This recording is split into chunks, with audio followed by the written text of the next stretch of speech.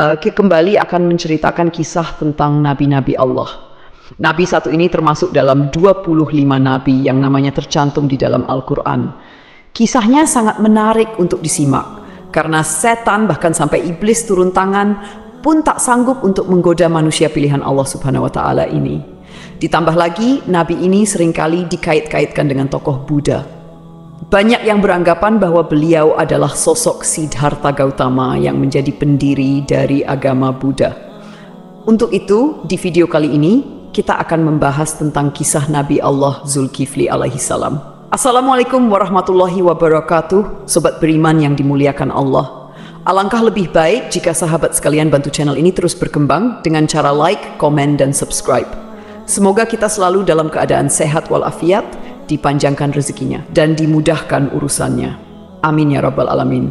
Nama Nabi Zulkifli disebutkan hanya 2 kali di dalam Al-Quran, yaitu di dalam surat Syad ayat ke-48. Dan ingatlah kan Ismail, Ilyasa, dan Zulkifli. Semuanya termasuk orang-orang yang paling baik. Kemudian di surat Al-Anbiya ayat ke-85. Dan ingatlah kisah Ismail, Idris, dan Zulkifli. Semuanya mereka termasuk orang-orang yang sabar. Meskipun Zulkifli tidak disebutkan secara tegas dalam Al-Quran bahwa beliau adalah seorang nabi, karena di kedua ayat tersebut nama Zulkifli disebutkan dengan pujian bersamaan dengan para nabi lainnya, maka para ulama dan sejarawan menyimpulkan bahwa Zulkifli juga seorang nabi. Menurut pendapat dari Imam Ibnu Katsir di dalam tafsir Al-Quran Al-Azim, beliau menegaskan bahwa Zulkifli adalah seorang nabi utusan Allah Subhanahu wa Ta'ala. Alasan beliau, tidak ada seorang pun yang namanya disebut dalam deretan nama nabi-nabi, kecuali dia adalah seorang nabi. Akan tetapi teman-teman, ada pula beberapa ulama yang menyebutkan bahwa Zulkifli bukanlah seorang nabi. Akan tetapi, beliau hanyalah seorang yang saleh dan adil. Di antara sekian banyak ulama yang berpendapat demikian adalah Imam Ibnu Jarir At-Tabari. Teman-teman, Zulkifli bukanlah nama sebenarnya. Itu adalah sebuah julukan atau nama kehormatan yang diberikan untuk seseorang. Di dalam kitab Ibnu Katsir, nama asli dari Zulkifli adalah Basyar atau Bashar. Disebutkan juga di sana bahwa Nabi Zulkifli adalah putra dari Nabi Ayub alaihissalam. Jadi nasab beliau adalah Basyar bin Ayub. Nasab lengkapnya adalah Bashar bin Ayub bin Amus bin Tawaf bin Rum bin Aish bin Ishaq bin Ibrahim al-Khalil. Beliau hidup sekitar abad ke-16 sampai abad ke-15 sebelum Masehi dan diutus Allah Subhanahu wa Ta'ala kepada suatu kaum yang bernama Arami atau Amori. Kaum ini adalah bangsa Romawi kuno yang tinggal di wilayah sekitar Damaskus, Suriah, dan Yordania. Di sanalah Nabi Zulkifli melanjutkan tugas kenabiannya dari ayahnya, yaitu Nabi Ayub. Ini adalah pendapat dari Imam Ibnu Katsir. Namun, para ulama lain ada yang berbeda pendapat tentang kapan masa diutusnya Nabi Zulkifli ini. Kalau menurut Imam Ibnu Jarir At-Tabari, Nabi Zulkifli adalah penerus dari Nabi Ilyasa yang hidup sekitar abad ke-9 Masehi. Namun, antara Imam Ibnu Katsir dan Imam At-Tabari sama-sama menyebutkan bahwa Nabi Zulkifli adalah salah seorang raja di negeri Syam. Kisahnya begini, teman-teman. Ada sebuah negeri di Syam yang dipimpin oleh seorang raja saleh. Raja ini merupakan salah seorang nabi yang diutus Allah Subhanahu wa Ta'ala. Beliau bernama Raja Ilyasa atau Nabi Ilyasa. Ketika itu Nabi Ilyasa sudah sangat tua dan beliau tidak memiliki anak laki-laki sebagai penerusnya. Maka ketika itu Nabi atau Raja Ilyasa mengumpulkan rakyatnya di suatu tempat. Kemudian Nabi Ilyasa berkata, "Wahai kaumku, saat ini aku sudah sangat tua dan tidak memiliki pengganti di kerajaan ini. Aku akan menunjuk salah seorang di antara kalian untuk menjadi penggantiku selagi aku masih hidup dan agar aku bisa melihat bagaimana kerjanya. Siapa yang mau menerima 3 hal dariku, maka aku akan tunjuk dia sebagai penggantiku. Yang pertama, selalu berpuasa di siang hari. Yang kedua, selalu salat pada malam hari. Dan yang ketiga, dia tidak pernah marah seumur hidupnya. Siapakah dari kalian yang mau?" Makanya, orang-orang dari kaumnya merasa tak sanggup melakukannya. Mereka pun saling tatap-tapan satu sama lain, berharap salah seorang di antara mereka ada yang tunjuk tangan. Namun, ditunggu beberapa lama, tak satu pun orang mau melakukannya ketika itu. Lalu dari barisan belakang ada yang menyahut, "Saya, wahai Nabiullah." Suara itu berasal dari seorang laki-laki yang usianya masih sangat muda. Pemuda ini bernama Bashar. Kemudian Nabi Ilyasa berkata, "Wahai anakku, engkau masih sangat muda. Tugas ini sangatlah berat untukmu." Nabi Ilyasa pun menolak pemuda ini karena dirasa dia masih sangat muda dan terlihat masih sedikit pengalaman. Keesokan harinya, di tempat yang sama dan dengan orang-orang yang sama, Nabi Ilyasa berseru hal yang sama lagi kepada kaumnya. Tapi tetap saja ketika itu tak ada yang mau menerima tawaran tersebut, kecuali pemuda yang bernama Basyar. Dia kembali mengacungkan tangan, dan lagi-lagi Nabi Ilyasa menolaknya dengan alasan yang sama. Sampailah pada hari ketiga, Nabi Ilyasa berseru hal yang sama. Beliau berharap kali ini bukan hanya Basyar saja yang tunjuk tangan. Tapi ternyata teman-teman, sama seperti kemarin, ketika itu hanya Basyar yang tunjuk tangan dan menyanggupi segala persyaratan tersebut. Alasan detail Nabi Ilyasa menolak adalah karena selain dia harus menjadi raja yang menjamin kesejahteraan semua kaumnya, dia juga harus menjadi hakim yang adil, yang bisa berlaku bijaksana dalam memutuskan segala permasalahan kaumnya. Nah, karena Basyar ini masih sangat muda, Nabi Ilyasa khawatir dia tidak bisa berlaku adil dan bijaksana. Akhirnya, karena sudah 3 kali tidak yang mau, Nabi Ilyasa pun mengangkat Basyar menjadi raja sekaligus hakim. Namun, kegiatan yang dilakukan Basyar tetap dipantau oleh Nabi Ilyasa. Basyar pun mulai menjalani puasa di siang hari dan salat atau beribadah sampai larut malam. Sehari-hari, dia juga selalu menahan amarahnya. Nabi Ilyasa kagum dengan pemuda ini. Tak disangka-sangka, dia sanggup menjalani semua persyaratan itu. Dia juga luar biasa bijak dalam menyelesaikan segala masalah di dalam kaumnya. Nabi Ilyasa bangga kepada Basyar yang telah menepati janji-janjinya. Karena itu, Basyar diberikan julukan Zulkifli, yang artinya sanggup, karena kesanggupannya menjalankan semua persyaratan. Ditambah lagi, dia selalu berlaku adil dan bijaksana. Sobat beriman yang dimuliakan Allah, kisah naiknya Zulkifli atau Basyar menjadi raja disampaikan oleh Imam Ibnu Katsir di dalam kitabnya yang berjudul Qisasul Anbiya. Hanya saja nama rajanya berbeda, bukan Nabi Ilyasa, melainkan di sana dituliskan raja itu bernama Yasa. Lain halnya di dalam kitab Ibnu Jarir, beliau menuliskan bahwa raja pada masa itu adalah Nabi Allah Ilyasa. Seiring berjalannya waktu, Nabi Ilyasa pun meninggal dunia. Kini Raja Zulkifli tak ada lagi yang memantau. Sepeninggal Ilyasa, Nabi Zulkifli memimpin negeri Syam dengan sangat baik. Zulkifli sangat mementingkan urusan rakyatnya daripada urusan dirinya dan keluarganya. Beliau memegang teguh janjinya untuk selalu berpuasa di siang hari, beribadah di malam hari, dan tak pernah sekalipun marah. Zulkifli selalu sabar dalam keadaan apapun. Di sisi lain, iblis kesalehan dan kebaikan Nabi Zulkifli dalam memimpin rakyatnya, serta begitu kuatnya dia memegang janji. Maka iblis pun tak tinggal diam. Kemudian iblis mengutus tentaranya, yaitu setan-setan yang sangat kuat, untuk menggoda Zulkifli supaya minimal goyah sedikit keimanannya. Berkali-kali iblis mengutus setan untuk menggoda, berkali-kali pula mereka gagal. Tak ada satupun setan yang berhasil menggoda Nabi Zulkifli ini. Akhirnya, iblis berinisiatif untuk turun tangan langsung menggoda Nabi Zulkifli. Dia pun mulai mencari waktu yang tepat. Teman-teman, di dalam kerajaan Nabi atau Raja Zulkifli ini, setiap harinya beliau sibuk dengan urusan kerajaannya. Setiap hari jadwal beliau dari pagi sampai siang adalah berangkat ke pengadilan di negeri itu untuk menjadi hakim dan menyelesaikan masalah-masalah rakyatnya. Kemudian, persidangan dilanjutkan kembali setelah beliau bangun. Persidangan pun berlangsung hingga sore atau malam hari. Malam harinya, beliau beribadah dan berdoa sampai larut malam. Keesokan paginya, beliau kembali ke persidangan. Begitulah rutinitas yang dilakukan Nabi Zulkifli setiap harinya. Zulkifli benar-benar merupakan figur seorang raja yang memuliakan seluruh rakyatnya. Melihat kesalehan Nabi Zulkifli, iblis pun mencari peluang untuk menggoda beliau. Kali ini, iblis berniat membuat Nabi Zulkifli marah, agar beliau melanggar janjinya kepada Nabi Ilyasa untuk tidak marah sama sekali. Akhirnya, pada suatu hari, iblis datang menemui Nabi Zulkifli dengan menyamar sebagai seorang kakek tua renta dan miskin. Hari itu, Nabi Zulkifli sedang merasa sangat lelah. Ketika jam istirahatnya tiba, beliau segera pulang lebih awal untuk tidur siang. Baru saja beliau hampir terlelap, iblis yang menyamar sebagai kakek tua mengetuk pintu kamarnya. Dari dalam kamar, Nabi Zulkifli bertanya, "Siapa itu?" Iblis menjawab, "Aku orang tua yang teraniaya." Nabi Zulkifli pun bangun dan membukakan pintu. Iblis kemudian mengarang cerita mengaku bahwa ia mengalami banyak perlakuan semena-mena dari kaumnya. Ia terus bercerita panjang lebar hingga waktu istirahat Nabi Zulkifli habis. Meski kelelahan, Nabi Zulkifli tetap mendengarkan cerita itu dengan sabar. Ketika tiba waktunya untuk kembali ke persidangan, Nabi Zulkifli berkata, "Wahai paman, engkau bisa meneruskan ceritamu nanti. Datanglah ke tempat persidangan sore ini.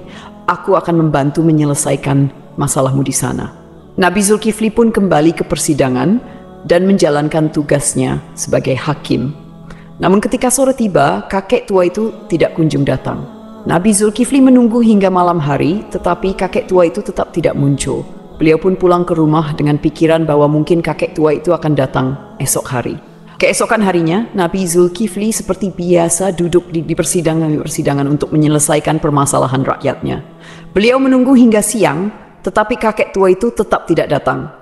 Ketika waktu istirahat tiba, Nabi Zulkifli menutup sementara majelisnya dan pulang untuk tidur siang. Namun baru saja beliau tertidur, kakek tua yang sama kembali mengetuk pintu. Nabi Zulkifli membuka pintu dan berkata dengan lembut, "Wahai paman, bukankah sudah kukatakan padamu kemarin, datanglah ketika aku di persidangan. Aku akan menyelesaikan masalahmu di sana." Namun kakek tua itu kembali mengarang cerita, berbicara panjang lebar hingga waktu istirahat Nabi Zulkifli habis untuk kedua kalinya. Meski sangat lelah, Nabi Zulkifli tetap sabar. Beliau berkata, "Wahai paman, datanglah ke majelisku sore ini. Aku akan menunggumu di sana untuk menyelesaikan masalahmu." Kakek tua itu pergi dan Nabi Zulkifli kembali ke persidangannya. Karena tak sempat istirahat, beliau tampak sangat lelah dan mengantuk. Ketika sore tiba, Nabi Zulkifli mencari kakek tua itu di tempat persidangan, tetapi kakek tua itu tidak datang lagi. Nabi Zulkifli berdoa kepada Allah Subhanahu wa Ta'ala agar diberikan kesabaran dan keteguhan hati sehingga beliau tidak marah. Pada hari ketiga, ketika waktu istirahat tiba, Nabi Zulkifli pulang dengan cepat. Hari itu, beliau merasa sangat lelah, bahkan lebih lelah dari hari sebelumnya. Ketika waktu istirahat tiba, beliau menyampaikan pesan kepada para penjaganya, "Jangan biarkan siapapun mendekati pintu ini. Aku ingin tidur. Hari ini aku sangat lelah." Baru saja Nabi Zulkifli tertidur, iblis yang menyamar sebagai kakek tua kembali datang dan mengetuk pintu. Namun, penjaga pintu dengan tegas berkata, "Hai paman, raja sedang istirahat. Beliau tidak ingin diganggu." Kakek itu berusaha memaksa masuk dengan alasan, "Aku sudah memiliki janji dengan raja untuk bertemu hari ini." Namun, penjaga tetap tidak mengizinkannya dan memintanya menunggu hingga waktu istirahat selesai. Iblis pun pergi, tetapi kemudian dia menemukan sebuah lubang di atas kamar Nabi Zulkifli. Melalui lubang itu, iblis memanjat dan masuk ke dalam kamar Nabi Zulkifli yang sedang tertidur. Iblis mendekati Nabi Zulkifli untuk membangunkannya dengan tujuan membuat beliau marah. Saat terbangun, Nabi Zulkifli melihat kakek tua itu dan bertanya, "Hai paman, apa yang kau lakukan di kamarku? Bukankah aku telah menyuruhmu untuk menemuiku di persidangan?"